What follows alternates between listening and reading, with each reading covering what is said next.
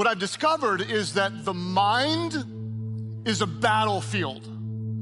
And most of life's battles are won or lost in your mind. The more I've studied scripture, and the more I've even looked at what neuroscience would say, most of life's battles are won or lost in the mind. That the life we have so often is a reflection of the thoughts that we think. What we think determines who we become. In other words, if you tend to think, I can't do something, I'll never be able to do something, I don't have what it takes. If you think you can't, you probably won't. If you think you can, by the grace of God, you probably will. If you dwell on your problems, the world is bad, it's getting worse, your problems are gonna overwhelm you. But instead, if you look for some solutions, if you believe you can have faith, you'll find some solutions and you'll see faith arise.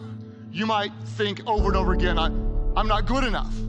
Or my past is too bad for God to use me. Or I can't trust the people around me. Or I'm always gonna battle with my weight. Or I'm never gonna be good with money. Or I can never be close to God.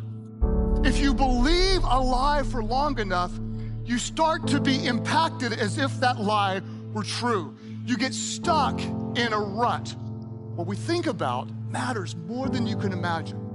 What comes into your mind comes out in your life.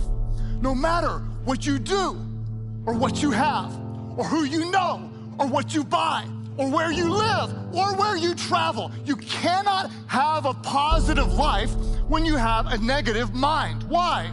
Because your life is always moving in the direction of your strongest thoughts. The question I want you to ask yourself is this: if your life is always moving in the direction of your strongest thoughts, are you excited about the direction your thoughts are taking you? Now, the reason why most people are ineffective in life and actually fail at life and actually don't enjoy life is because they've never learned how to fight the battle of the mind. The power of your mind, the power of your thoughts has tremendous ability to shape your life for good or for bad. And if you accept the thought, if growing up somebody said to you, you're worthless, you're no good, you don't matter, you're ugly, you're uncoordinated, if you accepted that fact, whether it was right or wrong, it shaped your life. And it doesn't even have to be true. If you believe it, it's gonna shape your life. And a lot of you were taught things as a kid about you that just weren't true. And years later, you're still acting on false information. Be transformed by changing the way you think, because my thoughts control my life. Do not be conformed to the pattern of this world, but let God transform you into a new person by changing the way you think. God is far more interested in changing your mind than in changing your circumstances. We want God to change our circumstances. We want Him to take away all the problems, all the pain, all the sorrow, all the suffering, all the sickness, all the sadness. And God says, yeah, I know that's important, but really more important than that is what's happening in you. And I'm far more interested in changing your mind before we change your circumstance.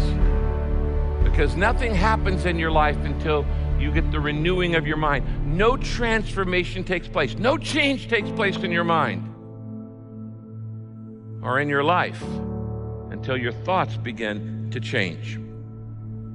Through Christ, you can move into a place of victory in your life. And the way it's going to happen is when you learn how to win the battle of your mind.